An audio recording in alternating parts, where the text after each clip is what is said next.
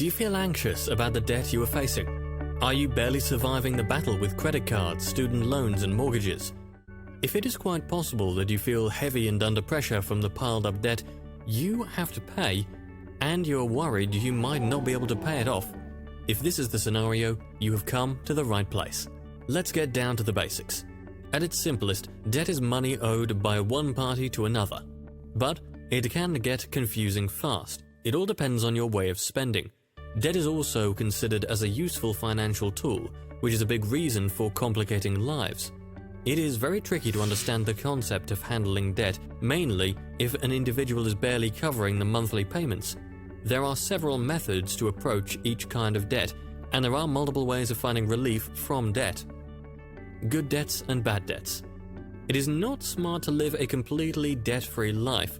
There are very few individuals who can earn that much money from which they can make the necessary purchases of life, such as a home, a car, or education. An essential thing to notice whenever buying on credit or taking a loan is understanding the debt taken is good or bad. Bad debt is the type of obligation that has been keeping you up every night. It's what a great many people consider when they consider liability.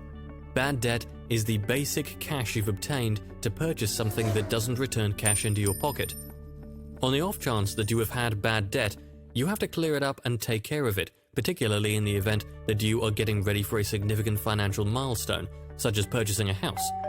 The general rule to avoid bad debt is, if you can't afford it and you don't need it, don't buy it. But good debt can give you a chance to manage your finances more effectively and efficiently, to leverage your wealth to purchase the things you need or in cases of emergency.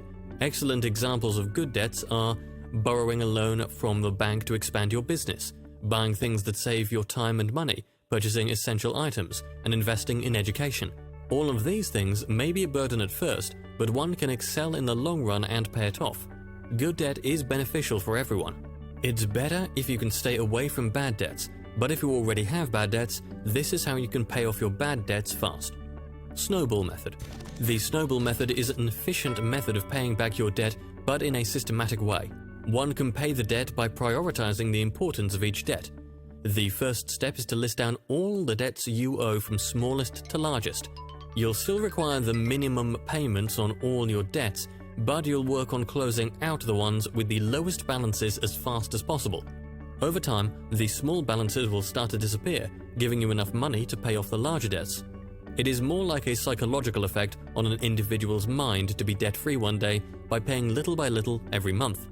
For example, list all your debts except your home, from smallest to largest.